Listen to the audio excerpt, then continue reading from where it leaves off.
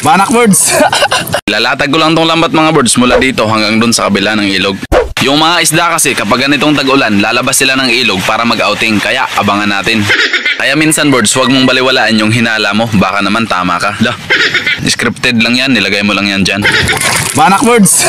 At ito na, para sa mga nagdududa dyan. Yan o, sa aking kamay, isang buhay na patunay na huwag mong pakialaman ang buhay ng iyong kapitbahay. Pupumiglas pa mga birds. Naniniwala kasi ako mga birds sa kasibihang, cleanliness ay gawain ni Mrs.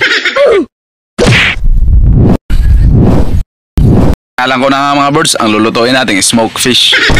What's up mga birds? Magandang umaga, magandang araw para sa iyo. Malabo mga birds ang tubig sa ilog. Tapos yung tubig ay palabas yung agos. Abangan natin ang lambat mga birds. Baka mayroon tayong mahuli mga isda. Tara. Ilalatag ko lang tong lambat mga birds mula dito hanggang dun sa kabila ng ilog.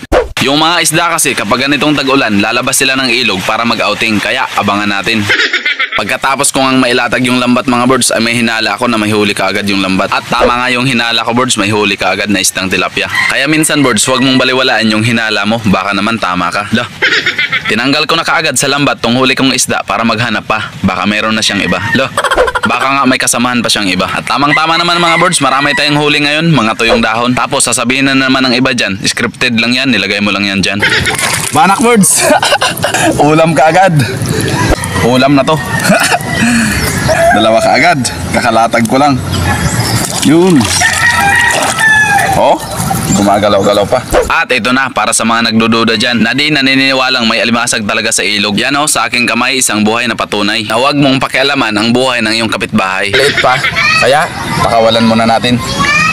Diba? Hinayaan ko nga lang saglit yung lambat mga birds para magkaroon naman siya ng space. Lo, para magkaroon siya ng chance na manghuli ng mga dapat hulihin. Kita nyo, may huli na naman na limasag. Sabi ko sa inyo tiwala lang talaga sa isa't isa. Give and take lang kumbaga. Lo, kaya kung gusto nyong maraming walang matutunan, nood lang kayo ng mga videos ko. Para di masayang yung oras nyo. Kasi wala ka namang oras para sa kanya, di ba? Lo, nagpupumiglas pa mga birds. Bangus. Ulam na naman mga birds. at sabi ng karamihan, nahuli daw yung isda sa bunganga. Itong bangus na to, sa katawan naman nahuli. Umagang-umaga pa mga birds. Mayroon na tayo. Libreng pang-ulam. Let's go. At ito naman yung patunay na meron talagang pinagtagpo pero hindi tinadhana. At nang makalipas ang 12 oras, 30 minuto, 12 segundo ay may libreng pang-ulam na tayo. At kung umabot ka pa sa part ng video na to, tapusin mo na lang, nanonood ka na rin lang.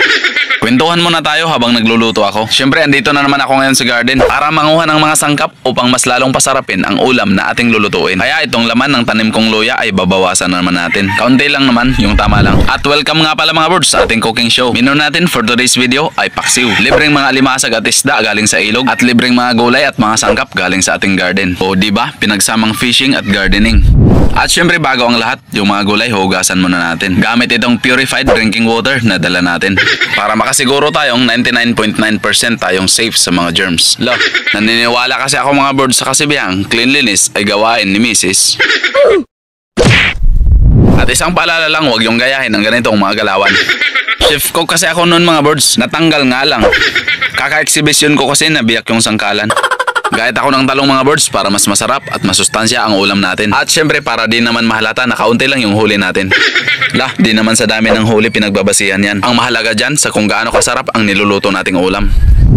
Tama, kaya maglilinis na tayo ng ating huling isda. Itong isdang bangus hatiin natin sa 3 parte para kunyari malaki.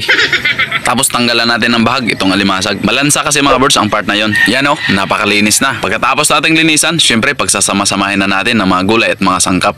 Timplahin na natin mga birds. Tara.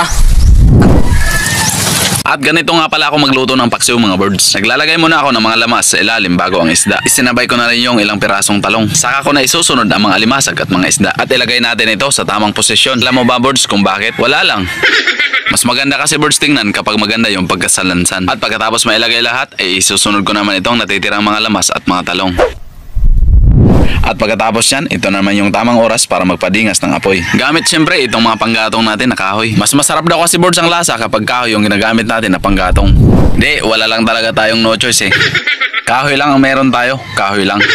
Kaya isinalang ko na nga mga birds ang lulutuin nating smoked fish. At di nga pala ito matatawag na suka kapag walang paksiw. Lo, di ko talaga sinadya yun. Kapag nagpapaksiw nga pala ako mga birds ay naglalagay ako ng kaunting honey. Ay, mantika nga pala. Paksiw check. You know, napakasarap niyan mga birds. Kapag tayo nga pala ang nagluluto, wag natin kalimutang sabihing masarap. Okay. Habang niluluto ko nga pala yung paksiw mga birds ay babalikan ko muna yung lambat doon sa ilog. Dala itong mahiwaga nating sisidlan. Mula dito sa garden ay maglalakad lang tayo ng 150 kilometers per hour bawat oras.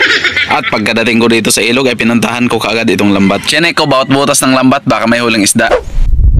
At sa kabutihang palad, wala. Buti pa tong kawali, meron. Ilang sandali na lang mga birds, maluluto na to. Mga 2 oras na lang na pag-aantay, luto na to.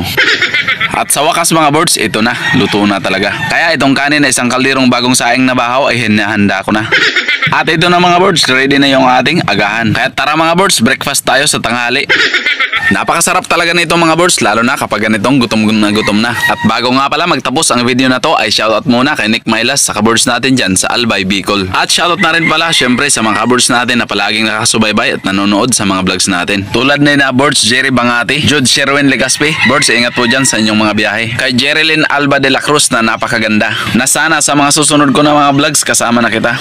At sa mga silent viewers ko dyan, shoutout po sa inyong lahat. Maraming salamat po sa inyong subaybay at panonood. Maraming salamat. Wasdak.